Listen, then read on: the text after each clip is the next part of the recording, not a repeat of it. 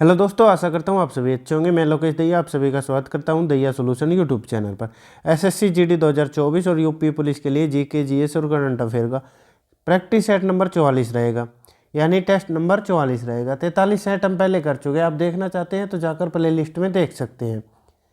अगर आपको ये टेस्ट अच्छा लगता है तो एक लाइक कर देना। अगर आपको चैनल उपयोगी लगे तो चैनल को सब्सक्राइब कर सकते हैं। बिना देरी से फर्स्ट क्वेश्चन से शुरू करेंगे हम।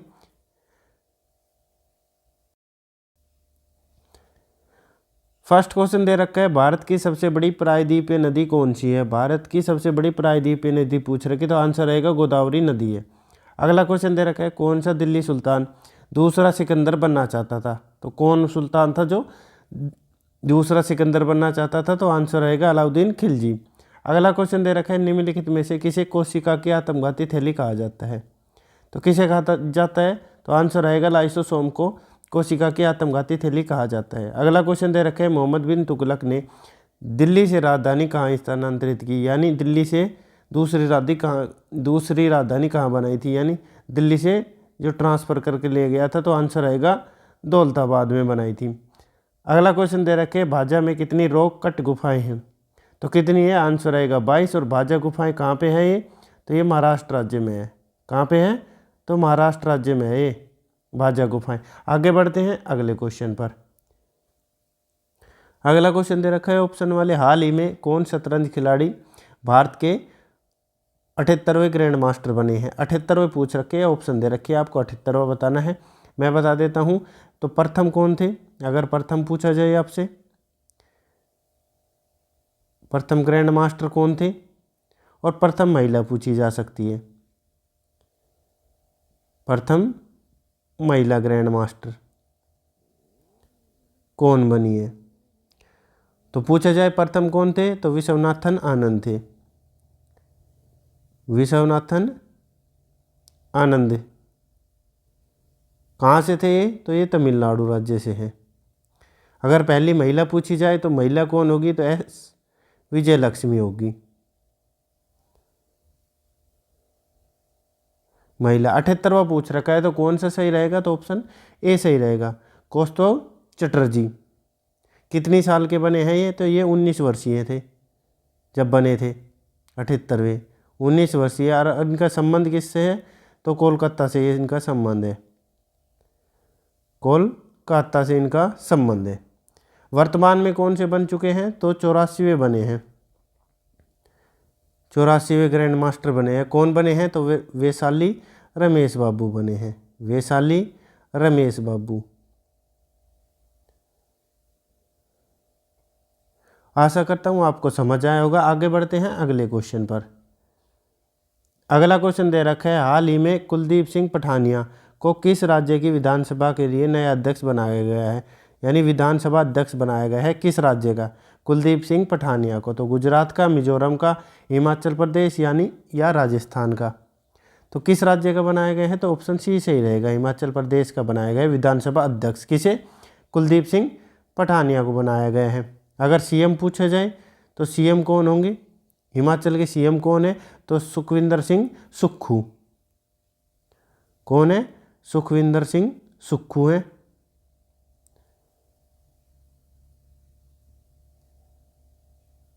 सुक्खू वर्तमान सीएम है। और विधानसभा अध्यक्ष कौन है, तो कुलदीप सिंह पठानिया है। और ये कब बने हैं सीएम, यानी इन्होंने शपथ ग्रहण कब की थी, तो 11 दिसंबर को 2022 में की थी इन्होंने। अगर विधानसभा सीटें पूछी जाए तो कितनी सीटें हैं विधानसभा हिमाचल प्रदेश में, अगर सीटों की संख्या पूछी जाए तो 68 यानी 68 सीटें हैं। आशा करता हूँ आपको समझ आया। आगे बढ़ते हैं अगले क्वेश्चन पर। अगला क्वेश्चन दे रखा है, अंतर्राष्ट्रीय मातृभाषा दिवस किस दिन मनाया जाता है। अंतर्राष्ट्रीय मातृभाषा दिवस किस दिन मनाया जाता है, तो ऑप्शन दे रखे हैं 21 फरवरी, 21 मार्च, 21 जनवरी या 21 मई को मनाया जाता है। तो कौन सा आंसर सही रहेगा, तो ऑप्शन ए सही रहेगा, 21 फरवरी को मनाया जाता है। और कब शुरू किया गया था, तो यूनेस्को ने शुरू किया था, यानी घोषणा की थी। कब की थी यूनेस्को ने, तो 1999 में की थी।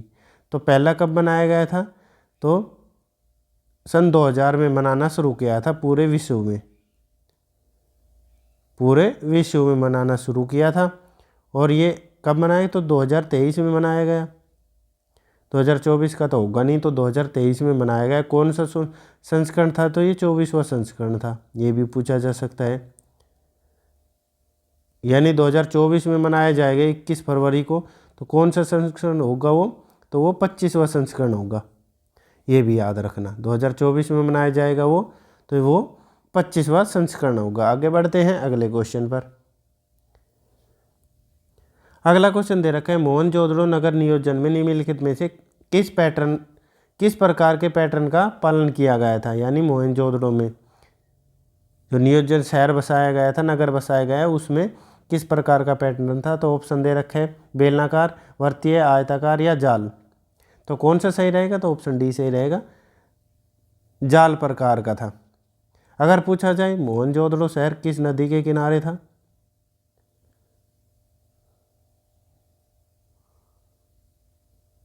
अगर नदी पूछी जाए आपसे तो कौन सी नदी के किनारे था? तो ये सिंधु नदी के किनारे था।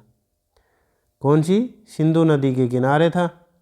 अगर इसकी खोज पूछी जाए, खोज कब हुई थी? तो 1922 में इसकी खोज की गई थी। किसके द्वारा की गई थी? तो राखलदास बनर्जी के द्वारा की गई थी। राखलदास बनर्जी के द्वारा इसकी खोज की गई थी। हड़प्पा स्थल की कब की गई थी? अगर हड़प्पा स्थल की पूछी जाए तो कब की गई थी? तो ये 1 साल पहले 1921 में की गई थी। किसके द्वारा? तो दयाराम साहनी के द्वारा की गई थी। दयाराम साहनी के द्वारा की गई थी। और ये कौन सी नदी के किनारे था हड़प्पा स्थल? तो ये रावी नदी के किनारे था। किस नदी के? तो रावी नदी के किनारे था। आशा करता हूँ आपको समझ आया होगा। आगे बढ़ते हैं अगले क्वेश्चन पर। अगला क्वेश्चन दे रखा है, कोंकण रेलवे लाइन राज्यों के निम्नलिखित में से किस समूह से होकर गुजरती है? यानी किस किस राज्य से होकर गुजरती है? महाराष्ट्र, गुजरात, कर्नाटक, मध्य प्रदेश, गोवा, कर्नाटक, महाराष्ट्र, गोवा, तेलंगाना या महाराष्ट्र, गोवा, कर्नाटक। तो कौन सी लाइन पूछ रखी है? Konkan railway line. तो कौन सा सही रहेगा? तो ऑप्शन डी सही रहेगा इसका, महाराष्ट्र से, गोवा से और कर्नाटक से होकर गुजरती है। अगर इसकी लंबाई पूछी जाए, कितने लंबाई है इसकी रेलवे की, कोंकण रेलवे की, तो कितनी दूरी तय करती है? तो ये 738 किलोमीटर, लगभग 738 किलोमीटर। और किसको जोड़ती है ये? तो ये मुंबई को मैंगलोर से जोड़ती है, जो मैंगलोर कर्नाटक में है। मुंबई को मैंगलोर से जोड़ती है। अगर इसका निर्माण, यानी निर्माण कब शुरू हुआ था, यानी उद्घाटन कब किया? तो 1990 में इसका गठन किया गया या बनाया गया, बनना शुरू हुआ। और शुरुआत कब हुई थी? तो रेलवे लाइन की, जैसे रेल चलना शुरुआत कब हुआ था कोंकण रेलवे का? तो कब हुआ था? तो 26 जनवरी 1998 को हुआ था। 26 जनवरी 1998 को। इसका मुख्यालय पूछा जाए, अगर आपसे मुख्यालय पूछा जाए, मुख्यालय कहाँ पे होगा? तो नवी मुंबई में होगा। नवी मुंबई में इसका मुख्यालय होगा। आशा करता हूँ आपको समझ आया होगा। आगे बढ़ते हैं अगले क्वेश्चन पर। अगला क्वेश्चन दे रखा है, प्रसिद्ध कलाकार तीजन बाई का संबंध निम्न में से किससे है? तीजन बाई का पूछ रखा है, किससे है? तो भवाई से, कालबेलिया या पंडवानी या टिप्पणी। टिप्पणी ऐसे ही लिखा जाएगा, ये टिप्पणी, तो ये वाला नहीं होगा। तो किससे है तीजन बाई का संबंध? तो ऑप्शन सी सही रहेगा। किससे है? पंडवानी से है। और ये किन किन राज्यों में किया जाता है? तो ये आंध्र प्रदेश में, एमपी यानी मध्य प्रदेश, उड़ीसा और छत्तीसगढ़ में। और छत्तीसगढ़ में पंडवानी नृत्य किया जाता है। इसका दूसरा नाम पूछा जाए तो क्या होगा? तो वेदमती शैली भी कहलाता है, वेदमती शैली। भवाई कहाँ का है? तो ये पश्चिमी राजस्थान का है, पश्चिमी राजस्थान का। कालबेलिया भी राजस्थान का है। अगर टिप्पणी पूछा जाए, टिप्पणी कहाँ का है? तो ये गुजरात का है। कहाँ का? गुजरात का है। आगे बढ़ते हैं अगले क्वेश्चन पर।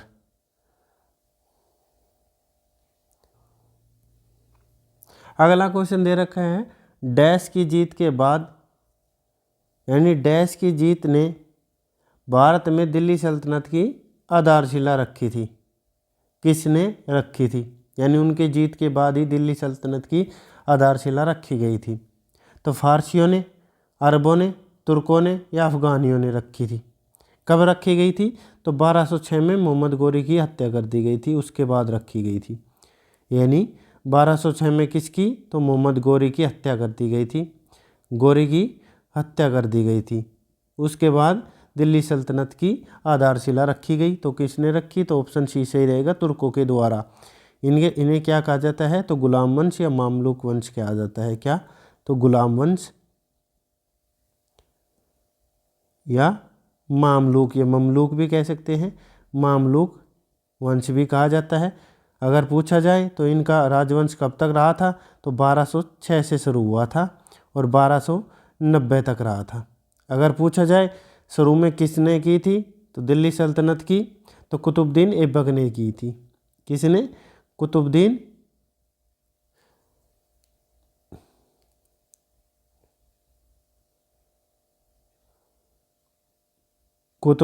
ऐबक के द्वारा की गई थी। ऐबक के द्वारा की गई थी। आगे बढ़ते हैं अगले क्वेश्चन पर। अगला क्वेश्चन दे रखा है, निम्नलिखित में से कौन सी पंचवर्षीय योजना 2 राजनीतिक दलों की सरकारों द्वारा तैयार की गई थी? तो 8वीं, 6ठी या 9वीं या 5वीं? तो कौन सी की गई थी? 2 राजनीतिक दलों के द्वारा। फर्स्ट में की गई थी, एक बार तो की गई थी जनता पार्टी के द्वारा, और दूसरी बार किसके द्वारा की गई थी? सेकंड बार तो कांग्रेस के द्वारा। कौन सी थी? तो ऑप्शन सी सही रहेगा। कौन सी? 6ठी योजना थी। कार्यकाल पूछे तो 1980 से लेकर 1985 तक कार्यकाल था। वैसे 5वीं पंचवर्षीय योजना 4 साल की 1978 में ख़त्म हो गई, उसके बाद 1 साल की चली थी 1978 से 1979 और फिर 79 से लेकर 80 तक। उसके बाद फिर ये 6ठी योजना शुरू की गई थी। आगे बढ़ते हैं अगले क्वेश्चन पर। अगला क्वेश्चन दे रखा है, भारत के संविधान का कौन सा अनुच्छेद अदालतों को राज्य के विधानमंडल की कार्रवाई की जांच करने से रोकता है? तो अनुच्छेद कौन सा है? अनुच्छेद 211, अनुच्छेद 212, अनुच्छेद 210 या अनुच्छेद 209 होगा। तो आंसर रहेगा ऑप्शन बी सही रहेगा, अनुच्छेद 212 अदालतों को राज्य विधानमंडल की कार्रवाई की जांच करने से रोकता है ये। आगे बढ़ते हैं अगले क्वेश्चन पर। अगला क्वेश्चन दे रखा है, सूरत, नवसारी और भावनगर किस उद्योग में अपनी भागीदारी के लिए जाने जाते हैं? यानी इसमें किसके उद्योग लगे हुए हैं? सूरत, नवसारी और भावनगर में। ये सभी कहाँ के हैं? तो ये गुजरात के हैं। तो ऑटोमोबाइल उद्योग, हीरा उद्योग, लौह उद्योग या सॉफ्टवेयर उद्योग? लौह व इस्पात उद्योग। तो कौन सा सही रहेगा? तो आप सभी को पता होगा सूरत के नाम से, तो ऑप्शन बी सही रहेगा, हीरा उद्योग के लिए जाने जाते हैं नवसारी, भावनगर और सूरत। आगे बढ़ते हैं अगले क्वेश्चन पर। अगला क्वेश्चन दे रखा है, पद्म भूषण और संगीत नाटक अकादमी पुरस्कार विजेता रुक्मणी देवी रुंडेल डैश की प्रसिद्ध नृत्यांगना है, यानी कलाकार है। किससे की? तो कथक की, स्त्रिया, कथकली या भरतनाट्यम की? तो कौन सा सही रहेगा? रुक्मणी देवी रुंडेल। पद्म भूषण पूछा जाए, अगर पद्म भूषण कब मिला था उसे? इन्हें पद्म भूषण और संगीत नाटक अकादमी पुरस्कार कब दिया गया था? तो संगीत नाटक अकादमी पुरस्कार कब दिया गया था?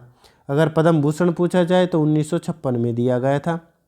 अगर संगीत नाटक अकादमी पुरस्कार पूछा जाए तो 1967 में दिया गया था इन्हें, रुक्मणी देवी को। और किस शास्त्रीय नृत्य से संबंध रखती है? तो ऑप्शन डी से ही रहेगा, भरतनाट्यम से रखती है। और कौन कौन कलाकार हैं? अगर कलाकार पूछे जाएं भरतनाट्यम के तो सोनल मानसिंह होंगी, सोनल मानसिंह। और अलारमेल वल्ली,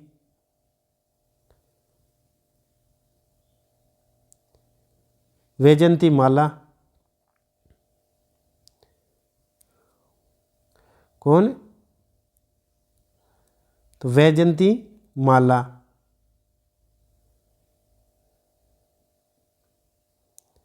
ये भी किसकी हैं? तो ये भी भरतनाट्यम की है। और बाला सरस्वती, बाला सरस्वती, लीला सैमसन। तो ये सभी किसकी कलाकार हैं? तो ये भरतनाट्यम की कलाकार हैं। आगे बढ़ते हैं अगले क्वेश्चन पर। अगला क्वेश्चन दे रखा है, तेरेखोल, चापोरा, मापुसा और जुआरी आदि किस राज्य की प्रमुख नदियां हैं? यानी किस राज्य की हैं ये चारों नदियां? कौन कौन सी? तेरेखोल, चापोरा, मापुसा और जुआरी। तो गुजरात की, तेलंगाना, छत्तीसगढ़ या गोवा की है। कहाँ की है? तो ऑप्शन डी सही रहेगा। कहाँ की है? गोवा की। अगर गोवा पूछा जाए तो कब राज्य बनाया गया था? तो ये 56वें संविधान संशोधन के द्वारा बनाया गया था राज्य। और कब बनाया गया था? तो 1987 में बनाया गया था। कौन सा राज्य? तो ये 25वां राज्य था। अगर पूरा पूछा जाए तो कब? तो 30 मई 1987 को 25वें राज्य के रूप में। अगर पूछा जाए यानी पुर्तगालियों से कब मुक्त कराया गया था? यानी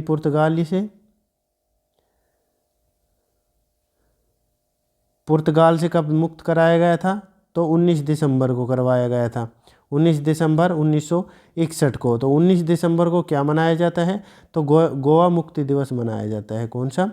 गोवा मुक्ति दिवस मनाया जाता है हर साल। और किस ऑपरेशन के तहत आज़ाद करवाया था पुर्तगालियों से? तो ये ऑपरेशन विजय था। कौन सा ऑपरेशन था? तो ऑपरेशन विजय के तहत। कब कराया था? 1961 में। और राज्य कब बना था राज्य के रूप में? तो 1987 में राज्य बना था। 56वां संविधान संशोधन था और 25वां राज्य बना था। और कब बना था? तो 30 मई 1987 को बना था। आगे बढ़ते हैं अगले क्वेश्चन पर। अगला क्वेश्चन दे रखा है, चीन का कौन सा जातीय समूह सबसे बड़ा है जिसकी जनसंख्या 90% से अधिक है? यानी कौन सा जातीय समूह है जो चीन में है 90% से अधिक है जिसकी जनसंख्या? तो मांचू, जुआंग, उइगुर या हान। अगर भारत और चीन के बीच कितनी सीमा लगती है ये पूछा जाए तो कितनी लगती है? तो 3488 किलोमीटर लगती है। अगर पूछा जाए कौन सी सीमा लगती है यानी कौन सी रेखा का निर्माण होता है? तो मैक-मोहन रेखा, मैक-मोहन रेखा। इसका निर्धारण कब किया गया था? तो शिमला समझौते के तहत किया गया था।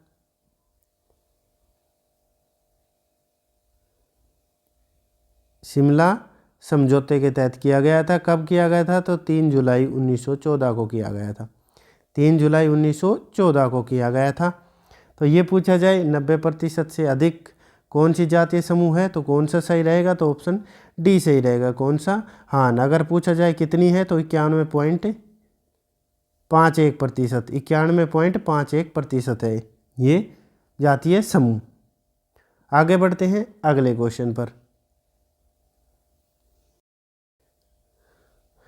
अगला क्वेश्चन दे रखा है, भारत का national food for work programme किस वर्ष शुरू किया गया था? अगर शॉर्ट में पूछा जाए तो नेशनल, एन फूड मतलब एफ और डब्लू वर्क और पीछे प्रोग्राम, तो NFWP भी पूछा जा सकता है। प्रोग्राम कब शुरू किया गया था? तो सन 2004, 2003, 2002 या सन 2000 में किया गया था। तो कब किया गया था?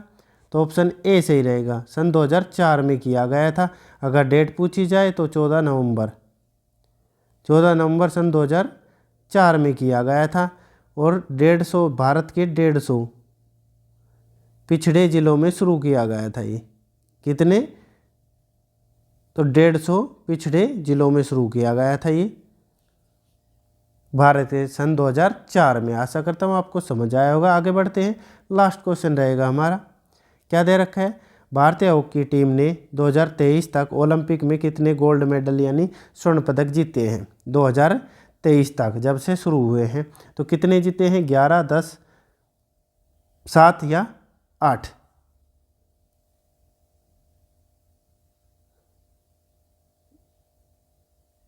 वैसे पूछा जाए तो कितने? तो टोटल पदक 12 जीते हैं अब तक। कितने जीते हैं? तो 12 जीते हैं। स्वर्ण पदक पूछ रखा है तो कितने जीते हैं? तो ऑप्शन डी सही रहेगा। कितने जीते हैं? तो अगर स्वर्ण पदक पूछे जाएं तो कितने जीते हैं? 8 जीते हैं। कब कब जीता है? तो 1928 में पहला पदक जीता था। उसके बाद 4 साल बाद 1932, फिर 1936 में, 1948 में, उसके बाद 1952 में, उसके बाद 1956 में गोल्ड मेडल। 1956 होगा, 52 1956 52 हो चुका है 1956 में और 1964 में, और लास्ट बार गोल्ड मेडल 1980 में जीता था। ये भी पूछा जा सकता है। तो लास्ट कौन सा था? अगर लास्ट पूछा जाए तो 1980 में गोल्ड मेडल जीता था। उसके बाद एक रजत पदक जीता था। कितने हो जाएंगे? तो 9 हो जाएंगे रजत पदक, और 3 कांस्य पदक, तो 12 हो जाएंगे। टोटल कितने जीते हैं? तो 12 जीते हैं। अगर रजत पूछे जाए तो कब जीता था? तो 1960 में जीता था। 1960 के ओलंपिक में। कहाँ पे हुआ था? अगर तो पूछा जाए तो रोम, इटली में हुआ था। ये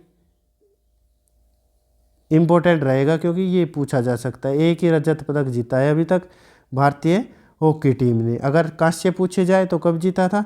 तो 1964 में पहला जीता था।